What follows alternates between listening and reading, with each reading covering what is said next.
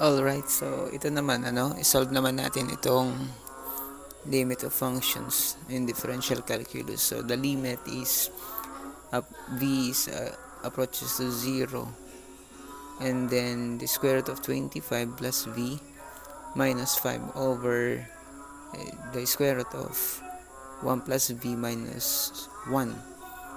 Okay, so medyo mahirap to kung hindi nyo masyadong familiar yung sinasabi nating conjugate property in algebra.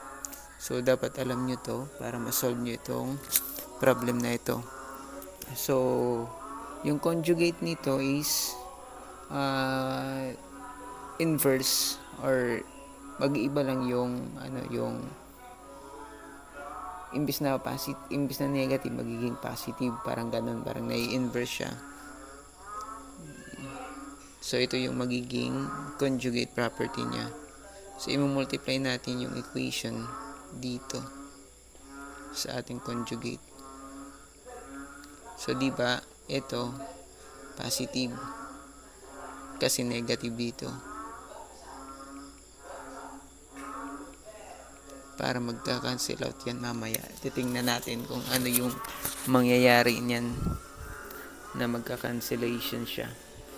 Okay, so dito is next thing to do is multiply natin yan. So wag na natin kopyahin ito.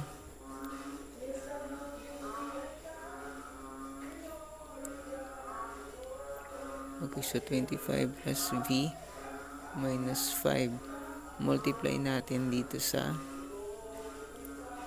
mangyayari yan 1 sa kanyang conjugate plus 1. Okay, sunod naman is ito 1 plus v 1 plus v minus 1. So i-multiply naman natin siya sa kanyang conjugate. Ito yung kanyang conjugate, 1 plus v plus 1. Yun. So yung mangyayari ngayon, ito, pag i-multiply natin yan, ano ba mangyayari? So ito yun. Multiply natin to, 1 plus v. Actually, para medyo malinaw sa inyo, tingnan natin to in a different way or in exponential form. 1 plus v, di ba square root, that is 1/2 raised to 1/2. Yan para medyo klaro sa inyo. Tapos ito 1 plus v raised to 1/2 plus 1. Okay, so ito pag i-multiply natin to, ano mangyayari? So 1/2 plus 1/2, yung mangyayari sa kanya 1 plus v to the power of 1, diba? Kasi 1/2 plus 1/2 according to the law of exponent.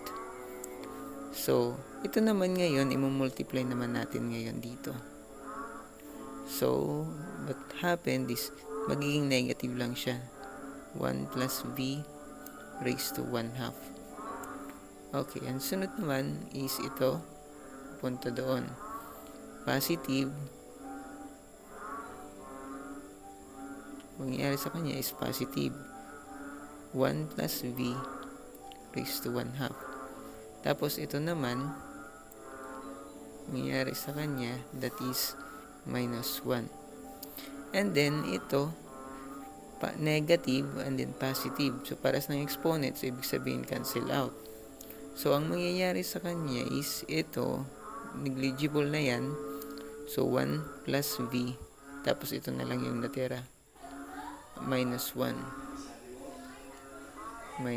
So ibig sabihin ito, ang value nito is equal to v, diba? Akalain mo yun. So ngayon isosolve na natin to. 25 plus v minus 5 times to conjugate 1 plus v plus 1. Ginawa yung conjugate kasi para masatisfied natin yung equation kasi hindi talaga yan masosolve. Kaya meron tayong conjugate to satisfy the equation. So, over b. Ngayon, i-substitute mo na yung value ng 0. I-substitute mo na yung value nito. So, yung mangyayari dyan, if you substitute the value of b na 0, yung lalabas dyan is 0.22 or 0.2. So, ito yung magiging answer mo. Magiging final answer mo. If ever na hindi yan lumabas, sabihin na mag-math error yan sa calculator mo, try mo that your v is equal to 0.001. Try mo yan at lalabas yan 0.2. Okay? So, I hope you get what I mean.